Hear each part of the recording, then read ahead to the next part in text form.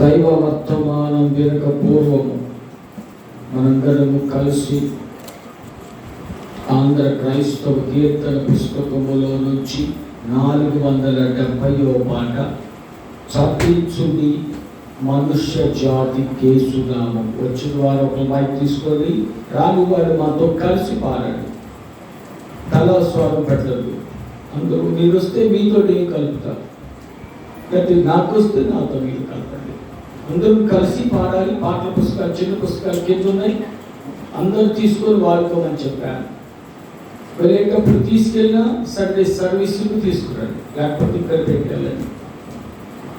చటించుడి మనుష్య జాతి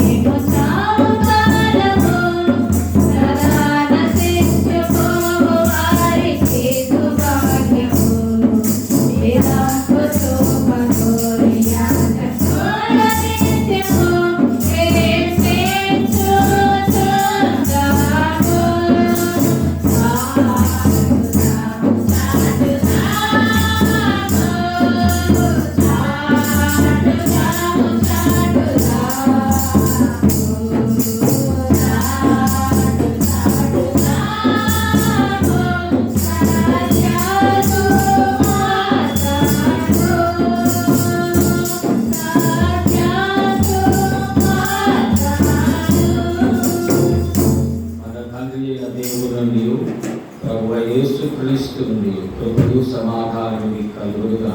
ఆమె మీతో మీ మైలు కట్టేయనుకోవచ్చు. క్రీస్తునందు ప్రియమైన దేవుని బిడ్డలారా, దేవుని అపారమైన ప్రేమను బట్టి, కృపను బట్టి ఈ త్రిత్వము తరువాత 8వ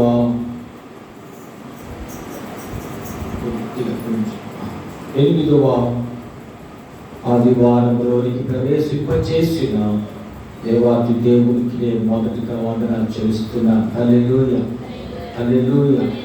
ఎందరికో లేని భాగ్యం. అనేక మంది గత రాత్రి చనిపోయి ఉన్నారు, రకరకాల వ్యాధుల వలన, మరణాల వలన. ఈరోజు నేను బ్రతికున్నానంటే God has given one blessing day to preach gospel. దేవుని రాక కొరకు ఒక ఆత్మను రక్షించాలని ఈరోజు నన్ను బ్రతికించారు. ఆ కారణాన్ని బట్టి నేను దేవుని స్తుతిస్తున్నాను. అదేవిధంగా కూడి వచ్చినటువంటి మీ అందరూ కూడా ఎంతో ఆశతో వారం దినాలు ప్రభు మనల్ని కాచి కాపాడి, మన కుటుంబాలను కాపాడి, మన బిడ్డలను కాపాడి, మన బాడి పంటలను కాపాడి, మరలా ఒక్క వారం దినాలు ఆయన ఆశీర్వాదాలు పొందుకోవడానికి వచ్చిన మీ అందరికీ కూడా నా హృదయపూర్వకమైన వందనాలు తెలియజేస్తున్నాను.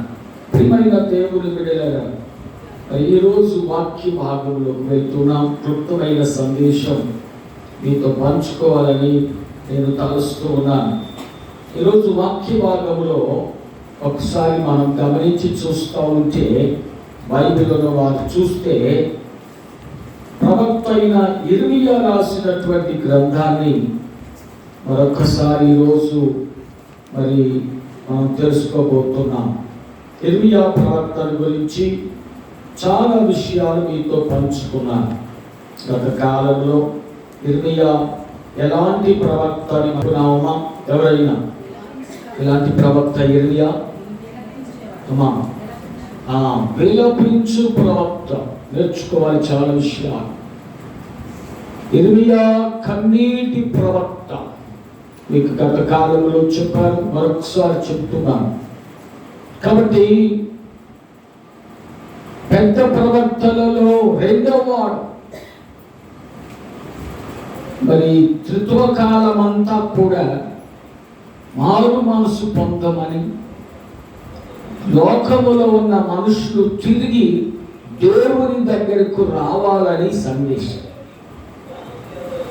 కాబట్టి క్రైస్తవులకు ఈ త్రిత్వకాలం అంతా పండుగ దినాలు. ఎందుకంటే ఈ త్రిత్వకాలం అంతా ఇన్విటేషన్. రండి రండి రండి. దేవుని వాగ్దానాలు మనకు కనిపిస్తున్నాయి. కాబట్టి ఈ సమయంలో ఏడుపుల ప్రవక్త మరొకసారి పోయిన వారం మనం చెప్పుకున్నాం. మరలా ఈరోజు అలాంటి దైవజనుడిని మనం జ్ఞాపకం చేసుకోబోతా ఉన్నాం. కాబట్టి ప్రియమైన దేవుని బిడ్డలారా, ఈ దైవజనుడు ద్వారా దేవుడు మరొకసారి ఈరోజు మనతో మాట్లాడబోతున్నాడు. ఈ దైవజనుడు ఎలాంటి బోధకుడు అంటే, ఆయన దీనుడుగా, నిస్సహాయకుడుగా, ప్రభువు మీద ఆధారపడి. గుర్తుపెట్టుకోవాలా, దేవుడు మనకు ఉద్యోగం ఇచ్చినా, దేవుడు మనకు పొలం ఇచ్చినా, దేవుడు మనకు పాడి పంటలు ఇచ్చినా, మొట్టమొదటిగా దేవుని దగ్గర మనము మొరపెట్టాల. ప్రతిదీ ఆశీర్వదించు అని మొరపెట్టుకోవాలి. అతడు దీనుడుగా, నిస్సహాయకుడుగా, ప్రభువు మీద ఆధారపడి సువార్త ప్రకటించాడు. దేవుని పాదాల దగ్గర నేర్చుకోవాలి మనం. ఆయన పాదాల దగ్గర నేర్చుకోవాలి. ఆయన పాదాల దగ్గర ప్రార్థన చేయాలి. This is one training as a believer. ప్రతి విశ్వాసి, మీరే కాదు, నేను కూడా ఒక విశ్వాసినే. దేవునికి మొదట, తర్వాత యాజకుడు అయ్యాను. కాబట్టి ప్రతి ఒక్కరు కూడా దేవుని మీద ఆధారపడటం నేర్చుకోవాలా. బైబిల్లో అంటాడు, కొందరు గుర్రములను బట్టి, కొందరు రథములను బట్టి అతిశయపడతారు. లోకస్తులు ఇల్లు చూసుకొని ఏం తీసుకెళ్ళే మట్టి అంతేసి అది సంతోషంగా వేయించుకోవాలి. మట్టి పోయాడా వదిలేదు, అన్ని మంటలు చేశాడు, ఇన్ని ఇల్లు కట్టాడు, ఇన్ని పొలాలు చంపాడు. మంచి వ్యక్తి పోగొట్టుకున్నామే. దేవుడు దీవించాడు, కొడుకులు కూతురు దీవించబడ్డారు, పేదలకు సహాయం చేసేవారు. మంచి పేరు సంపాదించుకోవాలి. కాబట్టి ఈ ప్రవక్త కన్నీటి ప్రవక్త, విలపించే ప్రవక్త, తన యొక్క ప్రజల కొరకు, నశించిపోతున్న యోధా జనాంగం గురించి ఖండితమైన బోధకుడు. ఖండితమైన బోధ చెప్తే ఈ రోజులు ఆ పాస్టర్ గారిని ఇష్టపడరు. మనం ఏం చెప్పామో తెలియకూడదు, పాస్టర్ గారు చెప్పింది అర్థం కాకూడదు. ఆయన మంచి పాస్టర్ అంటారు. అక్కడ లక్షల్లో జనం ఉంటారు, ఎందుకంటే ఆయన చెప్పేది ఎవరికి హృదయానికి అతకదు. లక్షల జనం ఉంటారు ఆ పాస్టర్ గారి దగ్గర. మీరే చూసుకోండి, అబద్ధం అయితే. యథార్థమైన దైవజనుల దగ్గర ఇష్టపడరు. ఏంటో మన గురించి చెప్తున్నాడు, మన గురించి ఉండదు, మన గురించి చెప్పిస్తాడు దేవుడు. నా గురించి చెప్తాడు, నీ గురించి సరి చేసుకోమని చెప్తాడు అంతే. అందుకని ఆయన అంటే ఎవరికి ఇష్టం లేదు. ఆ రోజుల్లో కూడా ఇర్మియా బోధ ఇష్టం ఉండదు చాలా మందికి. యథార్థత బోధిస్తాడు, ఖచ్చితమైన సువార్త బోధిస్తాడు. అదే మనం ధ్యానం చేసుకోబోతున్నాం. అందుకని ప్రియమైన దేవుని బిడ్డలారా, ఇలాంటి గొప్ప దైవజనుడు దేవుని మీద ఆధారపడి ఎప్పుడైనా తల్లి గర్భములో ఉండగానే దేవుని చేత దేవుని కొరకు ఏర్పాటు చేయబడ్డాడు. He was chosen by God. He was anointed by God. He was used by God. దేవుని చెప్తాం. దేవుని పిలుపు లేకపోతే ఈ సేవ చేయలేరు. ఇట్లా చాలా మంది చేసుకోవాలనుకుంటారు, ట్రైనింగ్లోనే పరాలైపోతారు. కొంతమంది ఉద్యోగం చేరి మానేసి వెళ్ళిపోతుంటారు. It's not easy job. ఈ లోకంలో ఏదైనా ఈజీయే, కానీ దేవుని దగ్గర అట్లా ఎప్పటికప్పుడు ఆయన దగ్గర నేర్చుకోవాలి. ఆయన నడిపిస్తే నడవాలి, ఆయన నడిపిస్తే నడవాలి. కాబట్టి ప్రియ దేవుని బిడ్డలారా, మెడవంచని యూదా ప్రజలకు కఠినమైన శిక్ష రాబోతుందని ప్రకటించినటువంటి దైవజనుడు ప్రియమైన దేవుని బిడ్డలారా. కాబట్టి ఈ సమయంలో ఇర్మియా ప్రవక్త ద్వారా ప్రభు మనకేం మాట్లాడుతున్నాడో మనం చూడబోతా ఉన్నాం. ఈ వాక్య భాగంలో ఒకసారి మనం చూస్తుంటే మొదటి మాట ద్వారా ఏం తెలుసుకుంటున్నామంటే, ప్రతి ఇర్మియా విలపిస్తూ ఉన్నాడట. విలపిస్తూ ఉన్నాడు. విలాపము. ఆయన విలాపం ఏంటి?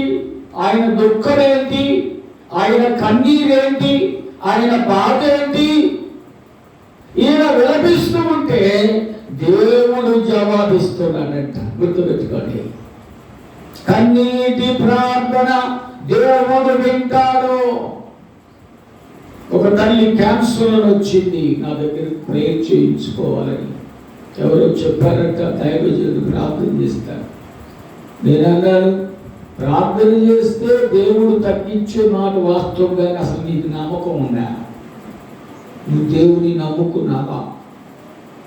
నీ మనస్సులో యేసయ్యనుకో. ముందు యేసయ్యా నన్ను బాగు చేయమన్నాడు. నేను నా సంగతి పక్కన పడే, నేను చేస్తా ప్రార్థన, ఎప్పుడైనా చేస్తా. ముందు నీకు విశ్వాసం ఉండాలి. విశ్వాసం ద్వారా రక్షణ, విశ్వాసం ద్వారా స్వస్థత. విశ్వాసం లేకుండా హెబ్రీయులకు రాసిన పత్రికలో ఏమన్నాడమ్మా? 11వ అధ్యాయంలో, విశ్వాసం లేకుండా దేవునికి ఇష్టడై ఉండుట అసాధ్యము. ఆయన ఎదుకు వచ్చువాడు ఆయన ఉన్నాడనియు తన్ను వెదకు వారికి ఫలము దయచేయువాడనియు నమ్మవలెను కదా. ముందు విశ్వాసంతో రండి. మీరు విశ్వాసంతో ఇక్కడికి వస్తే కార్యాలు జరుగుతాయి. అందుకని ఇర్మియా ప్రవక్తను గురించినటువంటి విషయాలు, కొన్ని విషయాలు మీతో పంచుకోబోతున్నాను. ఆయన విలాపము జవాబు ఇక్కడ మనం చూడబోతున్నాం. రెండోది ఏం చూడబోతున్నాం అంటే, ప్రియ దేవుని బిడ్డలారా, పౌలు ఎఫెసీ సంఘానికి ఆ సంఘ పెద్దలను పిలిపించి వారితో తన సాక్ష్యాన్ని పంచుకుంటున్నాడు. నేను మీ మధ్య ఎలాగ పరిచర్య చేశానో నా జీవితం చూడండి, నా ప్రవర్తన చూడండి, నా నడవడిక చూడండి. వారితో తన సాక్ష్యాన్ని ఏం చేస్తున్నాడమ్మా? పంచుకుంటున్నాడు. మూడవ మాట మనం చూస్తూ ఉంటే, మత్తయి రాసిన సువార్త ద్వారా ప్రియ దేవుని బిడ్డలారా, 2వ అధ్యాయం 22-29 వచనాల ద్వారా అక్కడ ఏం తెలుస్తుందంటే, పునాది గురించి రాయబడి ఉంది. బండ మీద పునాది, రెండోదమ్మా ఇసుక మీద పునాది. పునాది ఏ పునాది మీద నీవు కట్టబడి ఉన్నావు? ఈరోజు ఏ పునాది మీద నీవు కట్టబడి ఉన్నావు? ఈ 3 మాటలు మనము ధ్యానం చేసుకొని ఈ సందేశాన్ని ముగించాలని నేను ఆశపడుతూ ఉన్నాను. ఎందుకని మరి ఏమని ఈ యొక్క సందేశానికి పేరు పెడితే బాగుంటుందంటే, నాకు అనిపించిన మాట ఏంటంటే పునాది. ఈ పునాది అనే అంశంలో ప్రియ దేవుని బిడ్డలారా, పాత నిబంధన పాఠ్య భాగం చూడండి తల్లులారా. ఒకసారి అక్కడ ఒక చక్కని మాట అంటున్నాడు. కాబట్టి యెహోవా ఇలాగు సెలవిచ్చెను, నీవు నా తట్టు తిరిగిన ఎడల చాలు చాలు ప్రియ దేవుని బిడ్డలారా, ఇక్కడ చాలా చక్కని మాట. కాబట్టి యెహోవా ఇలాగు సెలవిచ్చుచున్నాడు. మొట్టమొదటి మాట నీవు అంటే ఇప్పుడు ఇక్కడ కూర్చున్న మనలందరినీ కూడా ప్రభు చెబుతున్న మాట అనుభవం. నీవు నా తట్టు తిరిగిన ఎడల, మరి రెండో మాట నీవు నా సన్నిధిని నిలుచున్నట్లు నేను నిన్ను తిరిగి రప్పించును.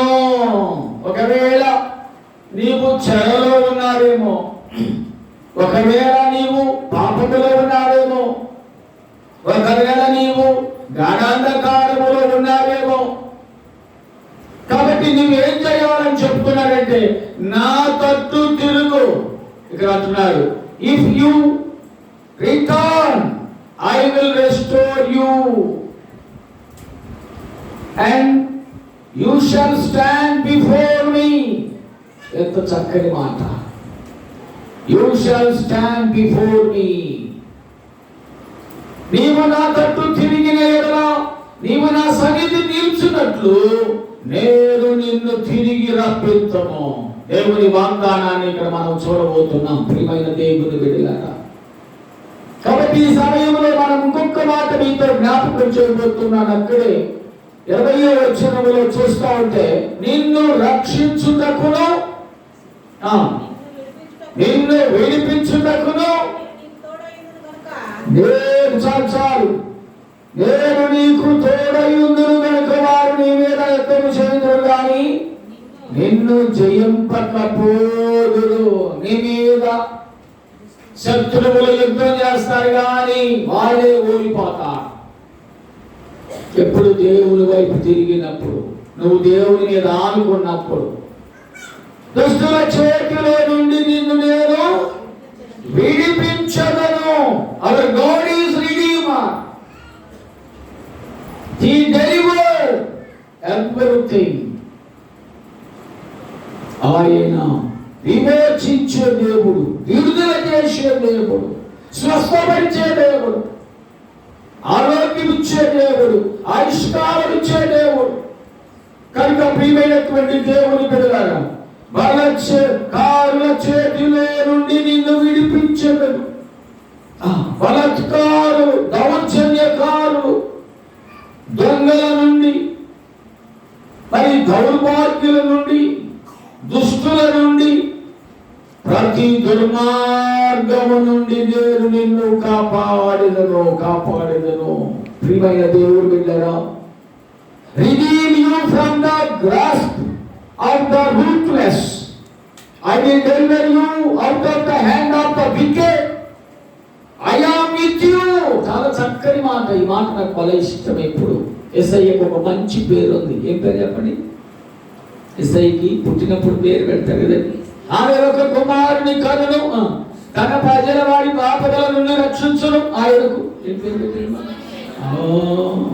ఇమ్మానుయేల్ అనగా దేవుడు, ఇంగ్లీష్లో గాడ్ విత్ us. మనం వెళ్ళుకునేటప్పుడు అనుకోవాలి, గాడ్ విత్ మీ. దేవుడు నాతో ఉన్నాడండి, నాకేం భయం లేదు, నాకేమీ భయం లేదు. నాతో దేవుడు ఉన్నాడని ప్రయాణం మొదలు పెట్టండి. దావీదు అట్లానే అనుకుని ఉంటాడంటే గాఢాంధకారపు లోయలో లేదు వ్యాపారమునకు. అప్పుడు అనగలవు, నువ్వు ప్రయాణమై వెళ్తుంటే ఏ అపాయం వచ్చినా పక్కకు పోతా ఉంటాయి. ఎందుకు? కారణం నీతో ఎవరున్నారండి? దేవుడు ఉన్నారు. కాబట్టి నా మొదటి మాటను ముగించబోతూ ఉన్నారు ప్రియ దేవుని బిడ్డలారా. కాబట్టి ఈ సమయంలో మన వాక్య భాగంలో మనం చూస్తూ ఉంటే ఈ యొక్క అధ్యాయములో చాలా చక్కని ఇర్మియా విలాపము, తన దుఃఖ స్థితిని గురించి విలపిస్తున్న దుఃఖ స్థితి, ప్రియమైన దేవుని బిడ్డలారా, తన దుఃఖ స్థితిని గురించి విలపిస్తున్నాడు. ఎందుకు విలపిస్తున్నాడు? తనకు ఎందుకు జన్మనిచ్చావు? తల్లిని జ్ఞాపకం చేసుకుంటున్నాడంట. జగడమాడు వారు గాను, దేశస్థులందరిలో కలహించువారు గాను, నన్నెందుకు కన్నావని విలపిస్తున్నాడంట. ప్రజలందరూ ఇర్మియాని వ్యతిరేకిస్తున్నారు, ద్వేషిస్తున్నారు. అయితే దేవుడు విడిచిపెట్టల, మనుషులు విడిచిపెట్టిన, తల్లిదండ్రులు విడిచిన, అన్నదమ్ములు విడిచిన, అక్క చెల్లెలు విడిచిన, దేవుడు నిన్ను వీడబడవు. గుర్తుపెట్టుకొని దేవుడు ఇక్కడ వాగ్దానం చేస్తున్నాడు. మీరు చూస్తూ ఉంటే 11వ వచనం దగ్గర నిశ్చయముగా ప్రవక్తకు మేలు చేయుదునని వాగ్దానం చేస్తున్నాను. కీడు కాలమున, ఆపత్కాలమున నీ శత్రువులు నీకు మొరపెట్టినట్లు చేయుదును. ఎంత గొప్ప మాట! నీ శ్రమలో, నీ కీడు కాలములో, నీ శోధన కాలములో, నీ నిందన కాలములో నువ్వు నిలబడవాక నీ శత్రువే అని పాకాల దగ్గరికి పంపిస్తా. ప్రవక్తను ధైర్యపరుస్తున్నాడు. అన్నదమ్ములు శత్రువులైనా, అక్క చెల్లెలు శత్రువులైనా, సంఘము శత్రువులైనా, నా కుమారుడా నీ పని నువ్వు చెయ్యి, భయపడబాక, నేను నీ తోడుగా ఉన్నాను, నీకు తోడుగా ఉన్నాను, నీకు మేలు చేయుదును ఆపత్కాలమున, కీడు సమయములో. కనుక ప్రియ దేవుని బిడ్డలారా, మరి ఇంకేం చెప్తున్నాడంటే ప్రవక్త తన విలాపము తెలియజేస్తున్నాడంట. దేవుని బట్టి నాకు నింద వచ్చుచున్నదని బాధలో నిష్ఠూరమాడుచున్నారు. దేవుని మాట వలన తన హృదయములో సంతోషము, ఆనందము కలుగు చేయుచున్నదని తెలియజేయుచున్నారు ప్రియమైన దేవుని బిడ్డలారా. కాబట్టి దేవుని మాట మనలను ఆదరిస్తుంది. దేవుని మాట నిన్ను ధైర్యపరుస్తుంది. దేవుని మాట నిన్ను సంతోషపరుస్తుంది. అందుకే ఇక్కడ చివరిగా ప్రియ దేవుని బిడ్డలారా, ఆ సమయంలో, అంత వేదన పడుతున్న సమయంలో ప్రియ దేవుని బిడ్డలారా, యూదా వారు వినాశనకరమైనటువంటి పరిస్థితుల్లో వారు దేవుని విసర్జించారు, నాశనానికి అప్పచెప్పబడ్డారు. అలాంటి సమయం ఇది. అలాంటి సమయంలో దేవుడు 19వ వచనం నుండి 21వ వచనం వరకు దేవుడు వాగ్దానం చేస్తున్నాడు. ప్రవక్తకు తోడుగా ఉండి,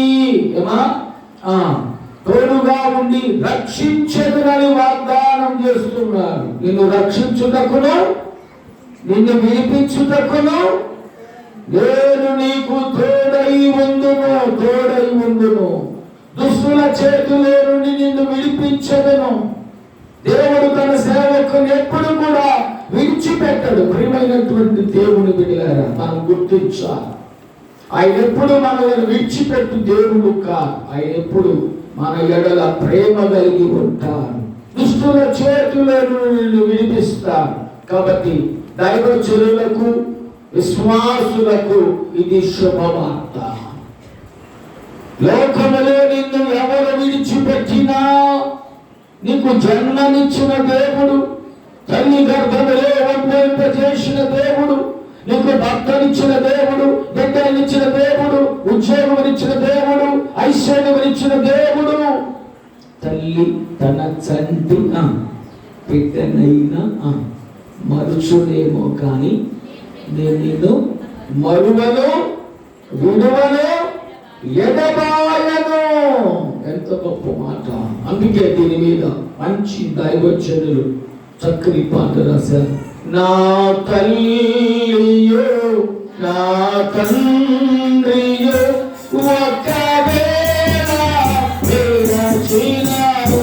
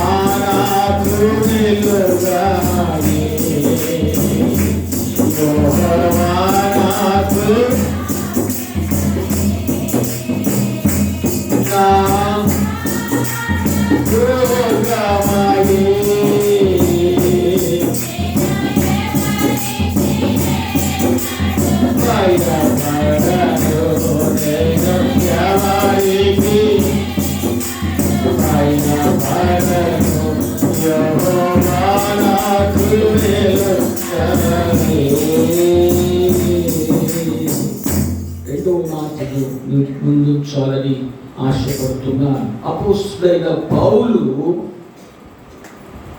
అపోస్తుల కార్యముల గ్రంథం 20వ అధ్యాయములో 13 నుంచి 38 వచనాల్లో చాలా విషయాలు ఉన్నాయి. కానీ మరి 1-2 విషయాలు చెప్పి ముగిస్తాను. నేను సమయం క్లుప్తంగా ఉంది కనుక ఈ వాక్య భాగంలో పౌలంతా 17వ వచనం ఒక్క మాట చదవడమా? మిలేతు నుండి ఎఫెసునకు వర్తమానము పంపి చాలు సంఘ పెద్దలను పిలిపించారు. మరి సంఘ పెద్దలంటే ఒక గౌరవమైనటువంటి పేరు. ఇంగ్లీష్లో బిషప్ అని కూడా పిలుస్తూ ఉంటారు. పెద్ద దేవుని పరిచర్యలో ఒక యోగ్యత కలిగి ఉండటం. It's not easy. ఎవరిపడతాను కాదు. దేవుని పని చేయటానికి పిలువబడిన వారు. We are called by the God's work. Not లోక సమానమైన పని కదా. దేవుని పని చేయుట ఆశీర్వాదం. దేవుని పని ఎలా చేయాలి? నమ్మకంగా చేయాలి. బైబిల్ అంటారు నీకు చేతైన పని ఎలా చేయాలమ్మా? శక్తి వంచన లేకుండా చేయాలి. అది కష్టమైన, నష్టమైన, వ్యాధి అయినా, బాధ అయినా, ఇరుకైనా, నిందైనా దేవుని పని చేసే విషయాల్లో అశ్రద్ధ చేయకూడదు. ఎవరైనా అశ్రద్ధ చేశారా బైబిల్ చెప్తుంది వారు శాపగ్రస్తులు. దేవుని పనిలో మనం బాధ్యత కలిగి ఉండాలి. ఆ పెద్దలను పిలిపించి సంఘముతో తనకున్న బంధాన్ని చెప్తున్నాడు. దైవజనుడికి సంఘముతో బంధం ఉంది. There is a cordial relationship between the pastor and elders. పెద్దలకి పాస్టర్ గారికి ఒక ఉన్న అనోన్య సంబంధం. ఎందుకంటే పాస్టర్ గారు పెద్దలు కలిసి ఈ సంఘాన్ని నడిపించాలా, ఈ సంఘాన్ని బలపరచాలా, ఈ సంఘాన్ని స్థిరపరచాలి. దేవుడు ఎక్కడ ఉంటాడు?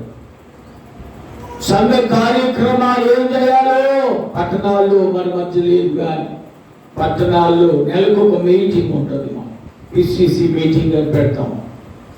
నోటీస్ పంపగానే పాస్టర్ గారు రాసి సంతకం పెట్టి పంపుతాం. అటెండర్ వెళ్ళిపోయి పెద్దలందరిలోకి వెళ్ళిపోయి లెటర్ ఇస్తారు, సంతకం పెట్టుకొస్తారు. వాళ్ళ టైం వాళ్ళ శుక్రవారం 4 గంటలకు చర్చిలో మీటింగ్. పండుగ గురించి మాట్లాడుకోవాలనుకున్నామంటే చక్క వచ్చి అటెండ్ అయ్యి ప్రేయర్, పాట, ప్రార్థన ఏం చేయాలా, ఏది ఖర్చు పెట్టాలా బాధ్యత. సంఘ పెద్దలు, పాస్టర్ గారు ఐక్యత లేకపోతే సంఘం కూలిపోతుంది. సంఘ ముక్కలు ఈ రోజుల్లో ప్రార్థన చేయాలని చెప్తున్నారు. చాలా గ్రామాల్లో కొట్టుకుంటున్నారు పాస్టర్లు. ఇద్దరిద్దరు పోటీ మీద చర్చి గొడవలతో ఉంది. ప్రార్థన చేయి. ఎవరుకోవాలి? కాస్త సారాయి పోపించి వాళ్ళు ఒక పాస్టర్ లాక్పోతున్నారు, ఇంకొకరు ఇంకో పాస్టర్ లాక్పోతున్నారు. చర్చిలో ప్రార్థన లేదు. గుంటూరు చుట్టుపక్కల గ్రామాలు మందే చక్కగా ప్రేయర్ జరుగుతుంది. దేవుని బిడ్డలారా, చివరి దినాల్లో ఉన్నాం. అపవాది బలంగా పనిచేస్తుంది. దేవుని పని జరిగకుండా చేయాలని చూస్తుంది. దుష్టుడు కదలకుండానే వాడు పాడిపోవడు. కాబట్టి నేను ఇక్కడ పౌలు యొక్క అనుభవాలు 1-2 విషయాలు చెప్పి ముందుకు వెళ్తాను. It is the farewell message of the Paul. ఎఫెసీ పెద్దలకి చివరి సందేశం ఇస్తున్నారు. అపూర్వ సందేశం. మొట్టమొదట ఆయన ఏమన్నారంటే దేవుని సేవలో నమ్మకత్వము కావాలి. పాస్టర్ గారికి నమ్మకత్వం ఉండాలి, పెద్దలకు కూడా నమ్మకత్వం ఉండాలి, విశ్వాసులు కూడా నమ్మకంగా ఉండాలి దేవునిలో. అంతేకాదు యథార్థత ఉండాలి. పౌలు సాక్ష్యములో చెప్తున్నాడు, అయ్యా మీ మధ్య 3 సంవత్సరాల నుండి పనిచేస్తున్నాను కదా, మీరు చూస్తున్నారు కదా నా వేదన, నా బాధ. పౌలు చెప్తున్నాడు. కనుక పౌలు నిర్భయముగా దేవుని వాక్యాన్ని ప్రకటించాడు. He preached deliberately. లోపల ఒకటి బయట కాదు, హోదా. అందరికి అర్థమయ్యే రీతిలో సువార్త ప్రకటించాలి. ఆ సువార్తలో ఏం చెప్తున్నారు? దేవుని చిత్తమంతటిని గురించి తెలియజేస్తున్నాడు. దేవుడు ఎలా ఉండమని చెప్తున్నాడు. దేవుడు ప్రేమించే వారికి ఇలాంటి మేలు చేస్తాడు. కనుక ప్రియ దేవుడు బిడ్డలారా, మనుషులు భయపడట కానీ ఏదైనా ఆశించుట కానీ జరగదు. మన సంఘంలో కూడా డెలిగేట్ ఎలక్షన్స్ గత కాలం జరిగాయి. అవి కొంచెం రాజకీయాలు ఉంటాయి.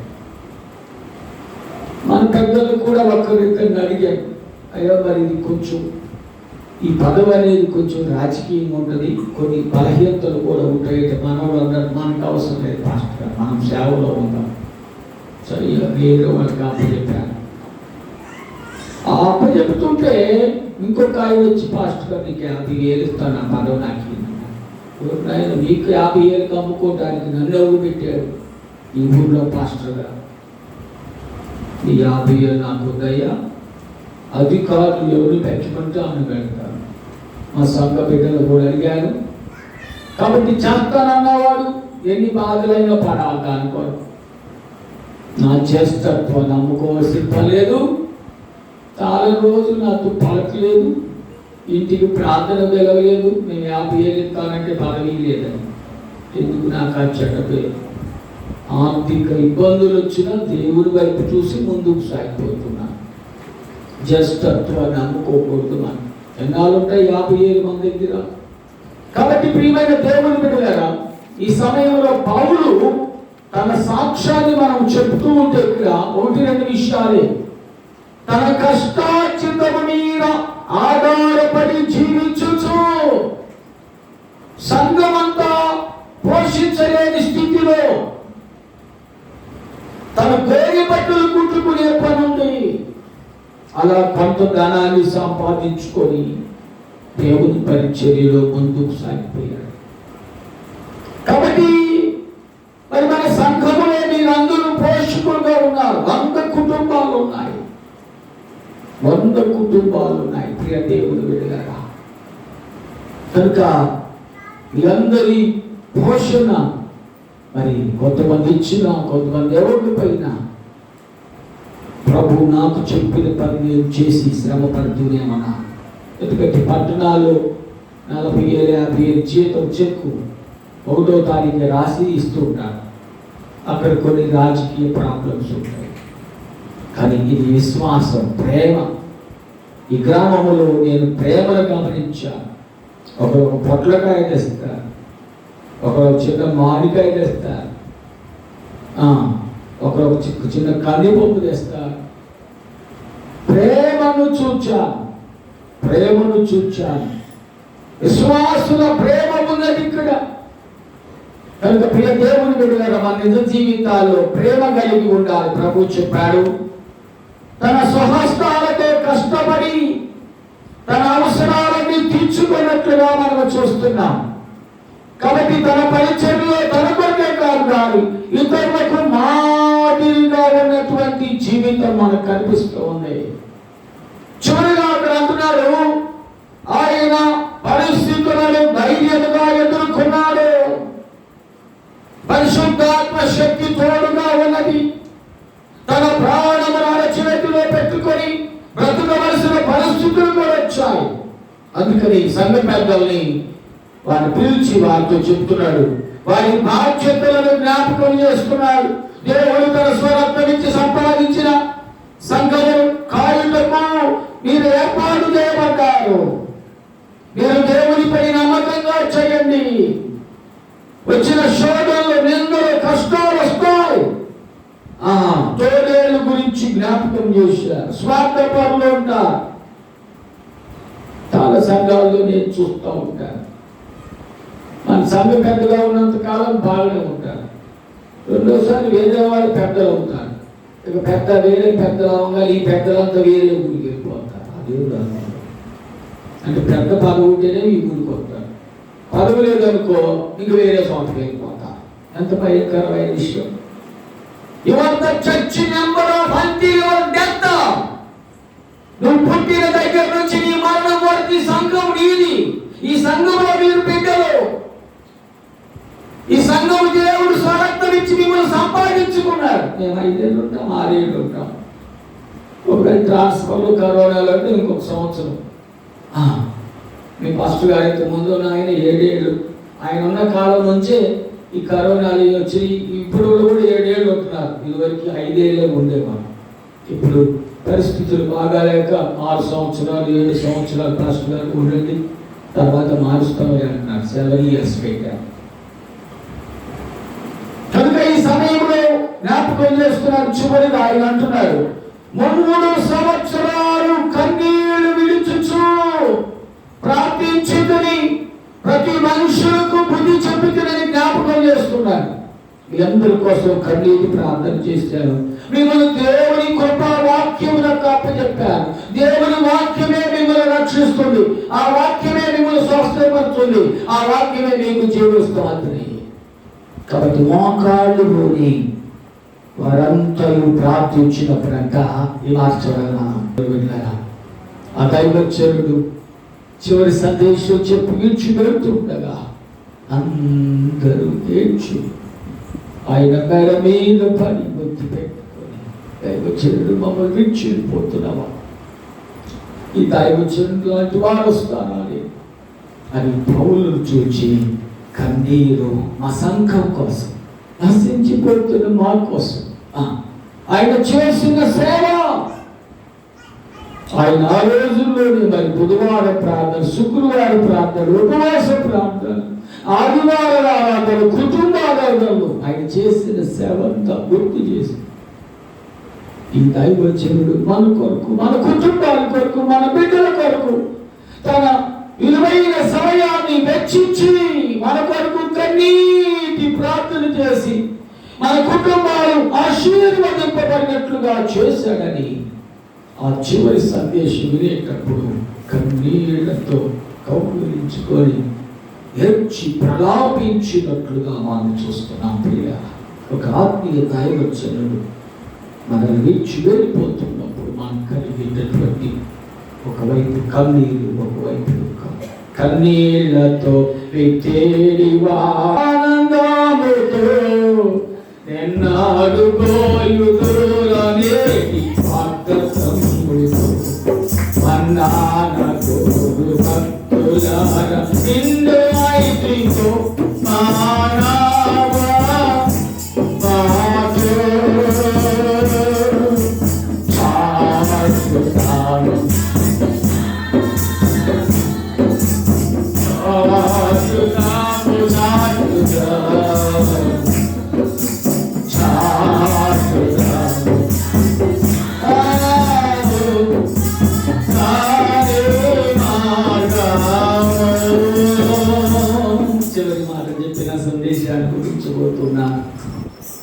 చివరిగా ప్రియ తల్లులారా, అమ్ములారా, సువార్త పాఠ్య భాగములు మనం చూస్తూ ఉంటే ఇప్పుడే చెప్పుకున్నాం, పునాది మన జీవితంలో అక్కడ దేవుని మాటలు విని దాని ప్రకారము జీవించిన వారు, దేవుని మాటలు విని వెళ్ళలేదంటులా, గుడికి వెళ్ళలేదంటులా, పాటలు బాగలేదంటులా, దేవుని మాటలు విని దాని ప్రకారము నడవనటువంటి వారు. 2 పునాదులు, ఒకటి స్థిరమైనది, 2 అస్థిరమైనది. ప్రియమైన దేవుని బిడ్డలారా, కాబట్టి ప్రభువారు కోరుకుంటున్నారు మన నిజ జీవితాల్లో చూస్తామంటే యేసు ప్రభువారు చెప్పిన మాటల్లో ఒక గొప్ప మాట కనబడతా ఉంది. The first step to the Christian life is simply to give Jesus Christ his chance to be here. సంగము యేసయ్య మాటలు వినలేకపోతున్నారు. మాకు తెలుసులే, ఏమైంది చెప్పేది తెలియదు ఎవరన్నారు, ఇంకాస్త బలపడమంటారు. నాకు తెలుసులే అంటే కుదరదు. నువ్వు బలపడాలా. దేవుని మాటలు వినలేకపోతున్నారంట ప్రియమైన దేవుని బిడ్డలారా. అందుకని పౌలు కూడా ఒక చక్కని మాట జ్ఞాపకం చేస్తున్నాడు. కనుక మన నిజ జీవితాల్లో గమనించి చూస్తూ ఉంటే ఇక్కడ మనం ఏం చేయాలి? బండ మీద పునాది, ఇసుక మీద పునాది మనందరికీ తెలిసినటువంటి విషయం. వానలు కురిసెను, వరదలు వచ్చెను, వారి ఇల్లు నిలిచెను. అంటే వారు విశ్వాసంతో ఉన్నారు ఒకటి, దేవుని మీద ఆధారపడి ఉన్నారు ఒకటి. గుర్తుపెట్టుకోండి. శ్రమలలో శోధనలో దేవుని వైపు చూస్తూ ఉన్నారు. అది బండ మీద పునాది. అంటే వాళ్ళు బైబుల్ చదువుకుంటూ ఉంటారు. ఎప్పుడు బైబుల్ చదవటం మానొద్దు, ప్రార్థన చేసుకోవటం మానొద్దు, ప్రార్థన జరుగుతున్నప్పుడు వెళ్లకుండా ఉండొద్దు.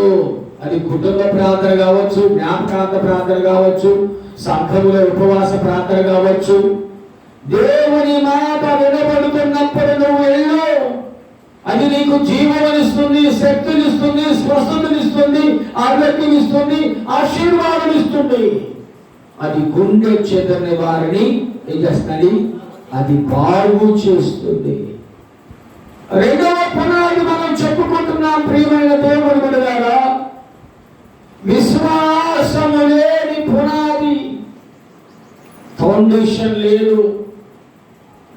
ఫౌండేషన్ లేని ఇల్లు కూలిపోతాయి. అందుకే ఫౌండేషన్ 5 అడుగులు 10 అడుగులు అడుగు నుంచి ఇల్లు ఫౌండేషన్ వేస్తున్నాం మనం. నీ ఇంటికి ఫౌండేషన్ ఉన్నదా? నేను ముగించబోతున్నాను. నీ ఇంటికి ఫౌండేషన్ ఉన్నదా? ప్రభు అడుగుతున్నారు. ప్రియమైన దేవుని బిడ్డలారా, నేను అడగటం కాదు. నీ గృహానికి ఫౌండేషన్ ఉందా? ఫౌండేషన్ అవసరం ప్రియమైనటువంటి దేవుని బిడ్డలారా మన నిజ జీవితాల్లో. కాబట్టి బండ మీద పునాది, ఇసుక మీద పునాదిని గురించి జ్ఞాపకం చేస్తున్నారు ప్రియమైన దేవుని బిడ్డలారా. దానికన్నా ముందు ఇంకొక మాట అన్నాడు. ప్రభువా ప్రభువాను ప్రతివాడును పరలోక రాజ్యములో చేరలేడు గాని నా తండ్రి చిత్త ప్రకారము ప్రతివాడును. ఈ మాట గుర్తుపెట్టుకోండి. ఎవరికి ప్రభు అని ప్రార్థన చేసిన వాళ్ళంతా మనం వెళ్ళాం. తండ్రి చిత్తమును జరిగించువాడు. తండ్రి చిత్తము. ఒకవైపు విశ్వాసం ఉండాలి మనిషికి దేవుని మీద, రెండోది క్రియలు ఉండాలి. క్రియలు లేని విశ్వాసం వ్రతం. మనకు కలిగిన దాంట్లో సహాయం చేయాలి. మనకన్నా పేదవారు తిరిగి పెట్టలేని వాళ్ళకి పెట్టాలి. చాలాసార్లు దేవుడు నన్ను కూడా పరీక్షిస్తుంటాడు. దేవుడు తన బిడ్డల ద్వారా నన్ను పోషిస్తూ ఉన్నాడు. నాకు వచ్చిన కష్టాలితులో నేను కూడా ఎప్పుడైనా ఆకలి అయితే, షుగర్ ఉంది, ఎక్కువ తినడానికి లేదు, చాలా తేలిక ఆహారమే తినాలి. నేను ఎప్పుడైనా ఆకలి అయినప్పుడు 11ంటికో 3-4ంటికో ఒకవేళ నేను ఇంట్లో లేకపోతే హోటల్ దగ్గరికి 2 ఇడ్లీ తిందామని వెళ్తాను. ఎవరో కూడా నన్ను వెంబడిస్తారు. అయ్యా మాకు కూడా ఆకలి, ప్రభువే ఈ బిడ్డలు పంపించాడు అనుకుంటాను. నా నమ్మకం. అయ్యా నేను డబ్బులు చేతికి ఇవ్వను, మీరు ఫోన్ చేస్తే అది ఎంతైనా ఖర్చు పెడతాను. ఆ హోటల్ తీసుకెళ్ళి వాళ్ళు టిఫిన్ అడిగితే టిఫిన్, భోజనం నేను 2 ఇడ్లీ టిఫిన్ తింటాను, 50 రూపాయలైనా 100 రూపాయలైనా వాళ్ళకి భోజనం పెట్టిస్తాను. ఎందుకంటే దేవుడు నా ఆకలిలో ఆయన అన్నం పెట్టాడు. అంతేగాని ఏదో 10 పైసలు సందాయేసి వెళ్ళిపోతే ఏమవుతుందేమో. నీ పొరుగు వారి ఆకలి నువ్వు తీర్చాలా. దేవుని పరిచర్యలో తోడుగా ఉండాలా. కనుక పేదలకు సహాయం చేయాలి. సంఘ పరిచర్యలో దైవజనుని పనులకు పరిచర్య తోడుకుండాలి. కనుక ప్రియ దేవుని బిడ్డలారా, మన జీవితాల్లో విశ్వాసము క్రియలు 2 ఉండాలి. నువ్వు దేవుని మీద ఆధారపడినప్పుడు దేవుడు నీ హృదయ వాంఛలు తీరుస్తాడు. నీకు శోధనలు వచ్చినా, కష్టాలు వచ్చినా, నష్టాలు వచ్చినా, వ్యాధులు వచ్చినా, నిందలు వచ్చినా నిలబడతావు. ఎవరేం చేయలేరు మనల్ని. శోధనలు మనల చుట్టి వచ్చినా సాధాను అంబులెన్ని తగిలినా, శోధనలు మనల చుట్టి సాధాను అంబులెన్ని తగిలినా, భయము లేదు మనకిగా, భయము లేదు మనకిగా.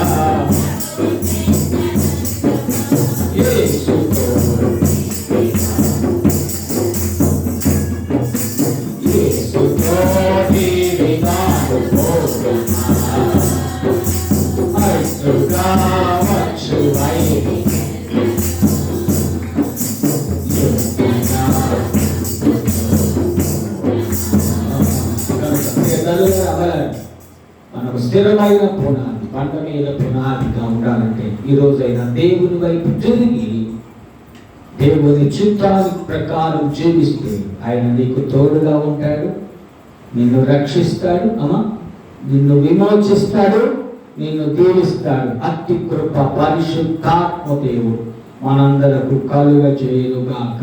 ఆమె సమస్త జ్ఞానాలకు వచ్చిన దేవుని సమాధానం యేసుక్రీస్తు వలన హృదయములకు తలపుల కావలిండుగాక. ఆమె దేవా నా శోధా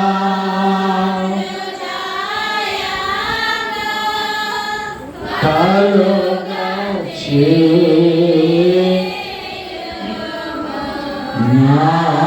నాయంగా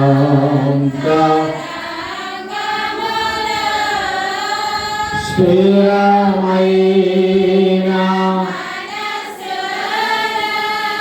ధనముగా నీ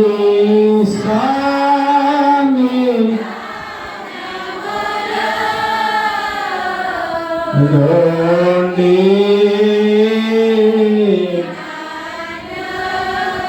రోసి నీ పారి నాయోత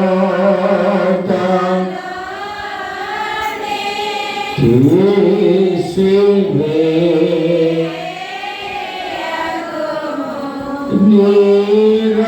నిరాక్షణ మోనా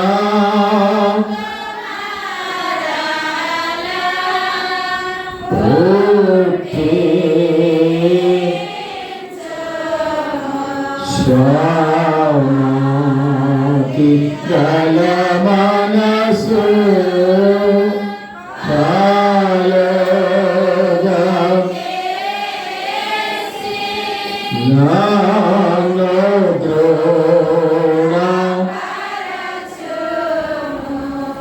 దయచేసి కూర్చోండి.